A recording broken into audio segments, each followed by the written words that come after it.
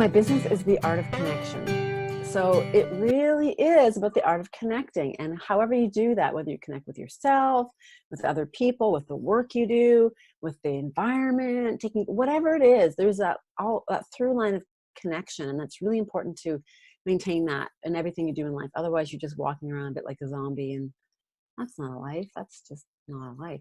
So, yeah, I encourage people to really find the thing that they connect with. And even more than just being able to relate to other people, having an ability to kind of turn the mirror around and take a look at yourself and say, what am I great at? What am I not great at? And maybe I can hire those things out or strengthen that muscle.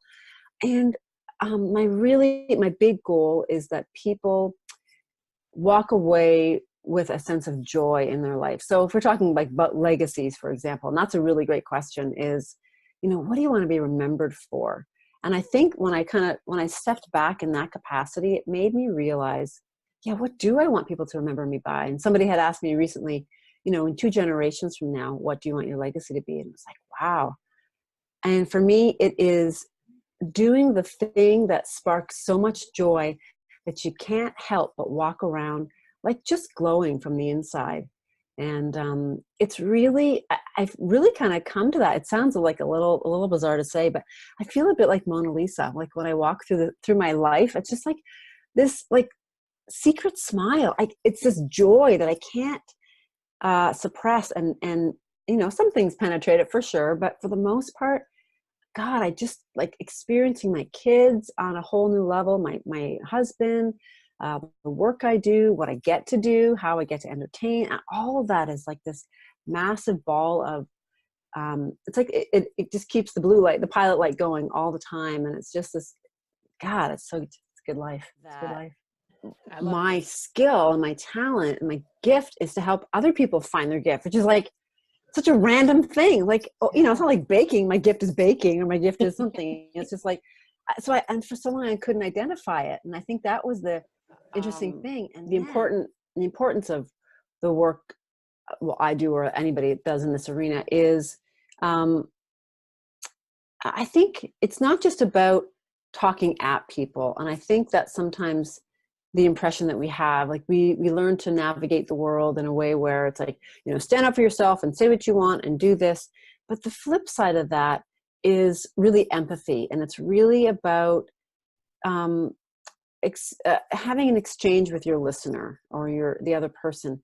And we so often come in guns a-blazing to things, and we rarely stop to observe what's happening in the space around us and find out what the real challenges are. So I think that's the biggest challenge, is that many people, they are easily offended. They have a lot to say, and it's like it's like heads bumping into each other all day long and having an opinion, and everybody wants to be heard and known and said and blah, blah, blah.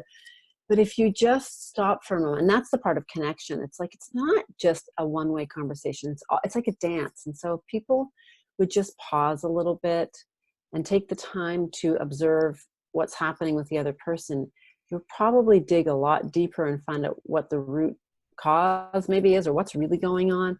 And when you can do that, the connection, it's like, it would just, blow things wide open. And yeah, I think it's sort of like an angry world almost. And it's time to kind of put that aside and start listening, doing a better job listening. So it's the pause. And because we live in a really fast-paced environment all day long where information is coming in and out, we have, we've got cell phones that are dinging and phoning, and I got to call the school, and I get the line, and there's so much input.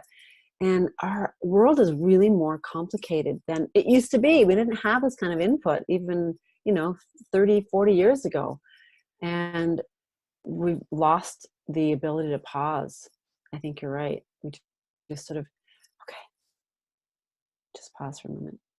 And, years ago, I had a friend say to me 20 years ago when I first got my cell phone, my very first cell phone, it was all the rage. To be 100% accessible all the time somehow meant you were successful.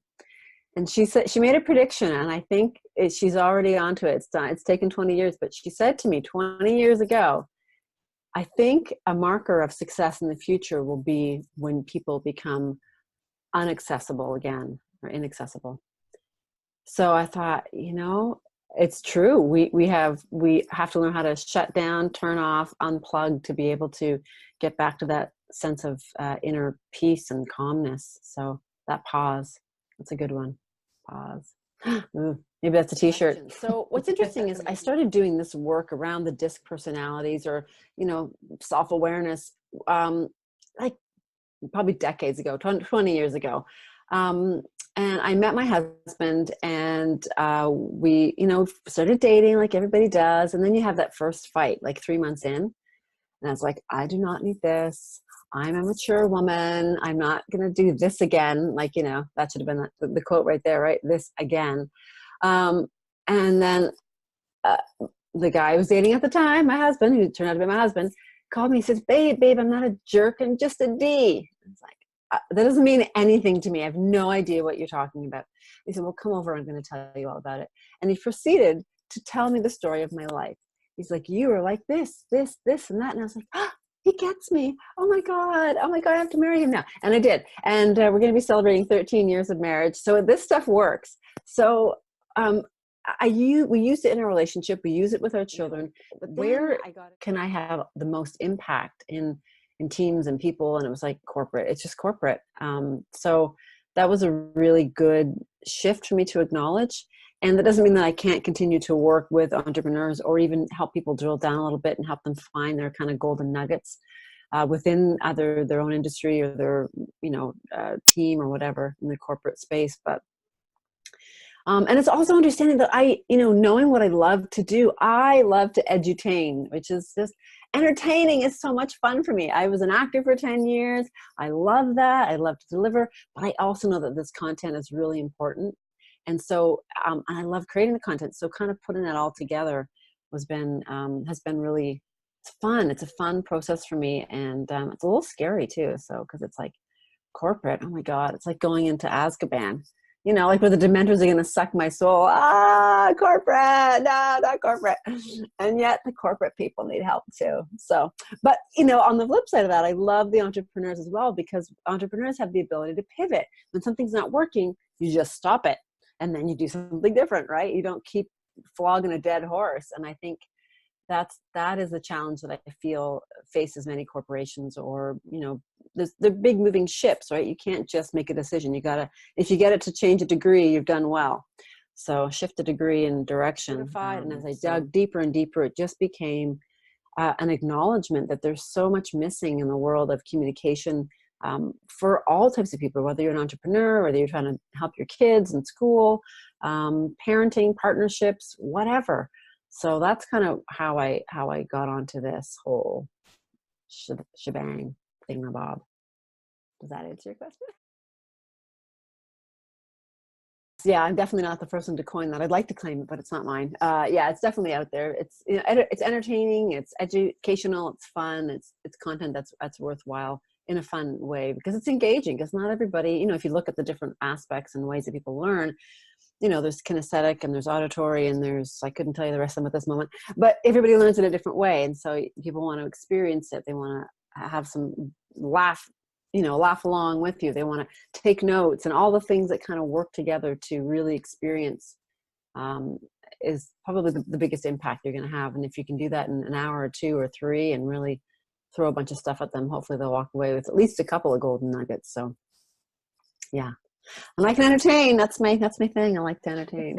And that's the whole amazing. We are all the same. That's the whole through line of connection. We're all connected. It's the same thing. And that's why it's so disheartening when you look around and you see people struggling. You're like, God, they just want a life for their kids like we do. Like, it's not us and them. And what are we doing? It's time to just squash that. Although I will say this.